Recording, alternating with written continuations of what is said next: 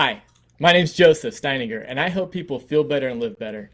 Every day I'm working to balance my life, and here's what I learned today. I will be using this live time to share about a topic that I've been learning as I go through my daily life and as I'm looking at different self-help topics and as I'm growing and then building my business. It's one of the things that I love about the business I have is the ability to share with people a motivation to help themselves grow as a person, along with being able to use what they're learning to share with others to help others become better. So, one of the books that I've been reading recently is called The Traveler's Gift.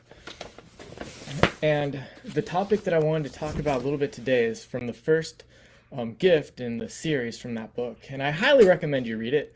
It's a really good read. But the first gift, or the first decision, really, that he talks about making is the decision that the buck stops here. And basically, the idea is you're not going to let history control your destiny. And that has a lot to do with taking a look at yourself and finding, let me see if I can, there we go. Taking a look at yourself and seeing what you are responsible for to get you where you're at. Like, for example, if you feel like you're broke and you need to make some extra money, not saying I'm broke because the stock market crashed. I'm broke because of inflation. I'm broke because the gas prices are growing up. I'm broke because groceries cost twice as much as they did last week, or at least it feels that way. The idea is you look at it like I have made steps along the way to not save up money in good times, or I've made steps along the way to buy something maybe I didn't need. Um, and when you do those things and you look at the things in your life, like oh, hi, Raylan. It's great to see you. Thanks for checking in. Um, but basically, if you look at it like you are, if you look at your life like you are responsible for the things that happen, and there are a lot of things that may or may not be within your control, some things that are out of your control that happen. But as those things come, you have to decide how that's going to affect you. I know a friend of mine, Alan Blaine, he has a podcast called Life's Hard But Succeed Anyway. And in that podcast, it's all about very successful people that if you met them today, you'd be like, oh, I want to be like you. And they share their story about their hards. And those hards are things that have given them a lot of things to overcome. And some of them have lost everything, sometimes multiple times. But it comes down to the decision of, am I going to say I'm a loser because I lost? Or I'm a winner and I'm going to keep moving forward. I'm going to take this, I'm going to learn from it, I'm going to step forward. So the idea of not letting history control your destiny.